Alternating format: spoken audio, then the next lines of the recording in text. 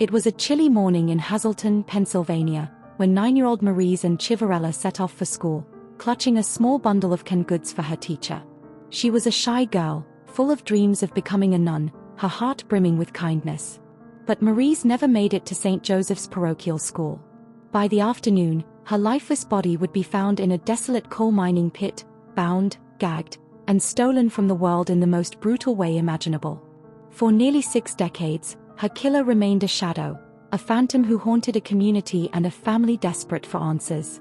Until one determined teenager cracked the case wide open. This is the story of Marise Chiverella, a tragedy that shook a small town to its core, a case that baffled police for 58 years, and the extraordinary breakthrough that finally brought justice. Welcome to True Crime Tales with Cosette. Hazleton, Pennsylvania, in 1964, was a close-knit, blue-collar town built on the backbone of coal mining. Families knew each other, children walked to school without fear, and life moved at a gentle pace. For the Chiverella family, March 18, 1964, started like any other day. 9-year-old Marise, the youngest of 5 siblings, woke early, eager to deliver a gift of canapés and beets to her teacher, Sister Josephine, in honor of her feast day at St. Joseph's Parochial School. Marise was a quiet, devout girl who loved playing the organ and dreamed of a life devoted to faith. At around 8 a.m., Marise left her home on Alta Street, just 6 blocks from her school. A neighbor spotted her at 8:10 a.m., walking east on West 4th Street, her small figure disappearing into the morning mist. It was the last time anyone saw her alive. By 1 p.m. that day, a man teaching his 16-year-old nephew to drive made a chilling discovery near a strip mining pit in Hazel Township, close to Hazleton Municipal Airport. At first, they thought it was a large doll discarded among the rubbish. But as they drew closer, the horrific truth became clear. It was Marise. Her tiny body was bound with her own shoelaces, her wrists tied with one, her ankles with the other. Her scarf was stuffed into her mouth as a gag. She had been sexually assaulted and strangled to death.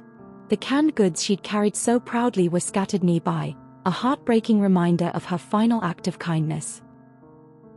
The brutality of the crime sent shockwaves through Hazleton. Parents held their children closer, and the town's innocence was shattered.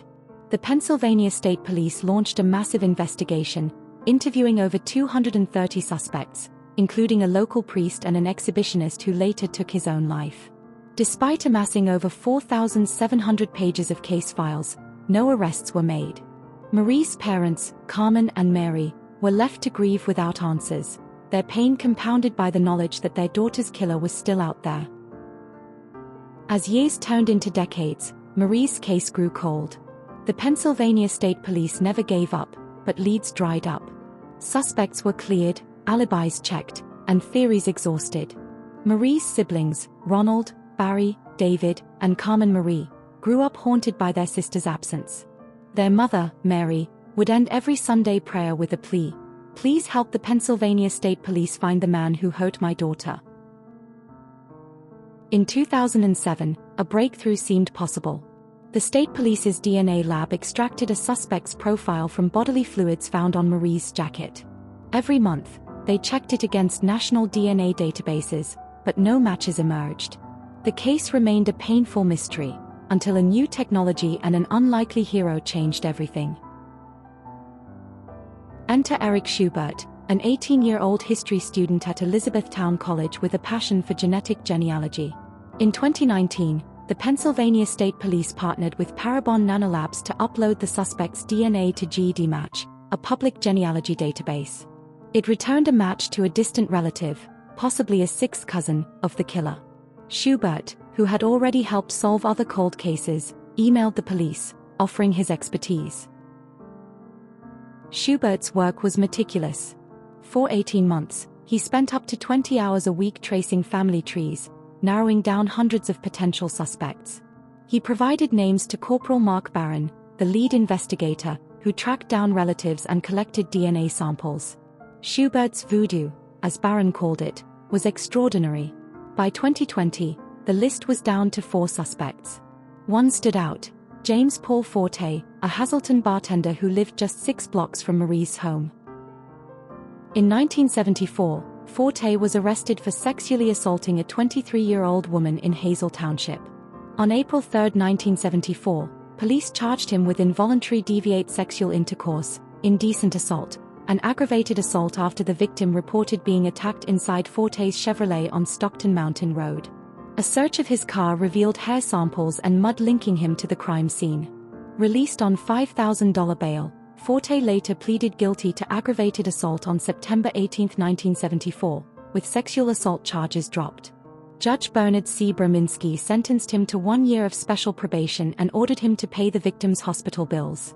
In 1978, Forte faced charges of reckless endangerment and harassment, though details of this case remain elusive. On May 16, 1980, Forte died of heart failure at age 38 in the Hazel Township ballroom where he worked, escaping justice for Marise's murder.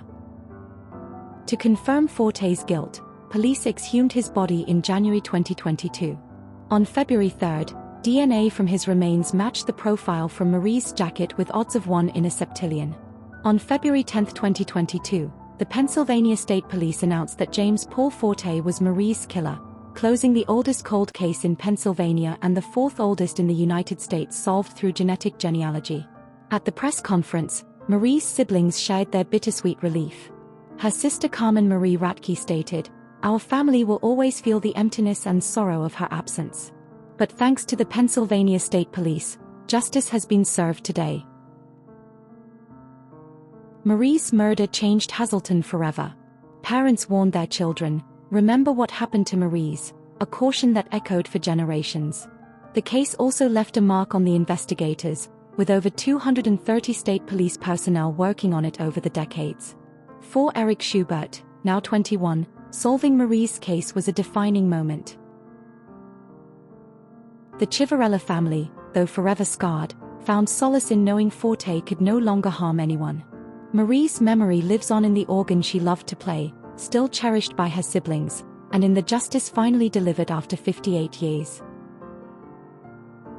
Marise and Chiverella's life was cut short in a moment of unimaginable cruelty, but her story is one of resilience, determination, and hope.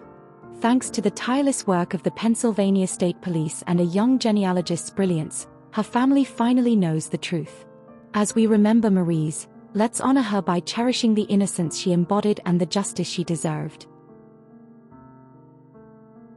Thank you for joining me on True Crime Tales with Cosette. If this story moved you, please like, subscribe, and share to keep Marise's memory alive. Until next time, stay curious and stay safe.